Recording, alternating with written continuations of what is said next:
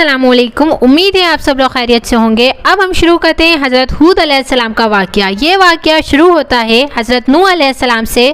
नूह अलैहिस्सलाम का एक बेटा साम था, जिनकी नस्ल से आप हैं। हज़रत हूद अलैहिस्सलाम की कौम को कौम आद और कौम इरम भी कहा जाता है।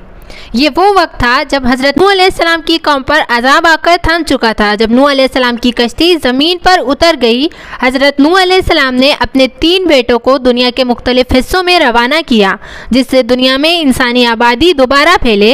हज़रत नूह अलैहिस्सलाम के बेटे साम ज़मीन अरब में रहने लगे, जहाँ उनकी नस्लों में इजाफा हुआ और अरब में साम की नस्ल आबाद हुई। साम की नस्ल से एक ताकतवर बादशाह की पैदाइश हुई, जिसका नाम आद था। आद अपनी औलादों के साथ जुनूदी अरब में जा बसा। इस इलाके को सहराए एकाफ भी कहते हैं, जहाँ रेत के बुलंद और बड़े बड़े टीले थे।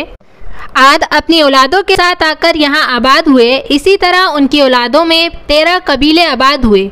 ये लोग कौम आद कहलाया करते, जिन्होंने ताकतवर हुकूमत की बुनियाद रखी। तकरीबन 1500 बरस तक यहाँ आबाद रहे। उन्होंने इस बंजर ज़मीन को अपने ज़ोर बाजू की मेहनत से आबाद किया और ख़ूबसूरत बस्तियाँ बसाईं। कौम आद दुनिया के सबसे ताकतवर और बड़े कद वाले लोग थे। उनकी ताकत के बारे में कहा जाता है कि वो अपने एक हाथ से दरख्त की जड़ों को उखाड़ फेंकते थे। कभी बूढ़े ना होते थे। उनमें से एक शख्स 1000 साल की उम्र पाता और कोई बीमार ना होता। कौम आद का ज़माना 2000 साल तक आबाद रहा। कौम आद पहाड़ों को तराश कर आलीशान घर बनाया करती थी। कौम आद खजूर के बागात के मालिक थे। अल्लाह सुब्हानहू व तआला ने आपको हर तरह से नवाजा, लेकिन ये कौम क्यों सरकशी करने लगी और शैतानी वसवसों में आकर इस कौम ने बुत परस्ती करना शुरू कर दी। उनके 3 मखसूस बुत हुआ करते थे, जिनका नाम हमूम, हब और समद था। ये लोग उनकी पूजा करते थे और अल्लाह के सिवा उनसे मांगते थे। यही नहीं, कौम आद शिर्क के साथ साथ जिना परस्त, जहालत और फसाद फैलाने लगी।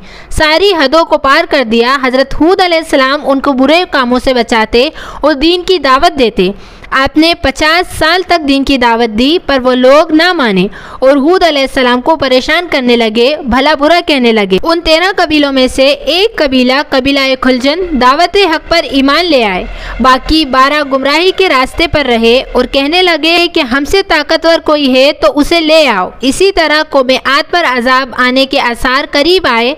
महीनों बारिश न हुई, नहरें खुश्क हो गईं और हर तरफ सूखा पड़ने लगा। ज़मीनें बंजर हो गईं, जानवर भूख से मरने लगे।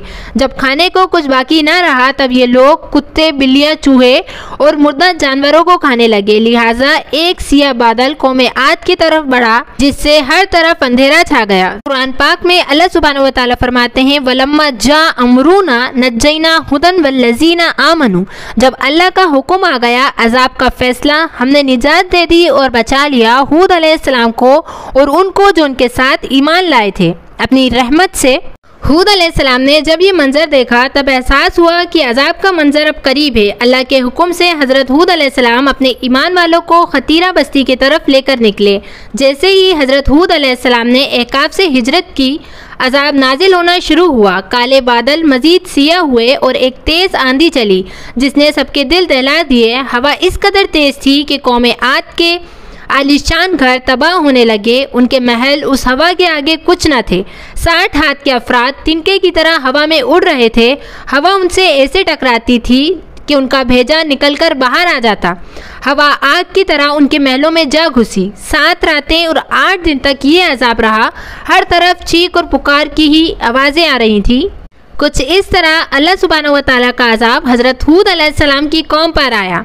अहले किताब की बात की जाए तो उनकी किताबों में एकाफ या इरम के मुतालिक कोई तफसीली ज़िक्र नहीं मिलता। अलबत्ता अहदनामा कदीम में नेफिलियम नामी मखलूक का जिक्र ज़रूर है, जिसका मतलब इंतहाई ऊँचे कद वाले लोग। हूद अलैहिस्सलाम के बाद समूद नाम की एक कौम उभरी और इसी तरह उनमें भी खराबियाँ आ गईं। वही बुत परस्ती, जिनाकारी और बुरे काम। और अल्लाह सुब्हानहू व तआला ने उनकी नाफरमानियों को देखकर उनकी तरफ सालेह अलैहिस्सलाम को भेजा। हज़रत सालेह अलैहिस्सलाम का किस्सा हम दूसरी वीडियो में जानेंगे। उम्मीद है आपको आज का बयान अच्छा लगा होगा। अस्सलामुअलैकुम।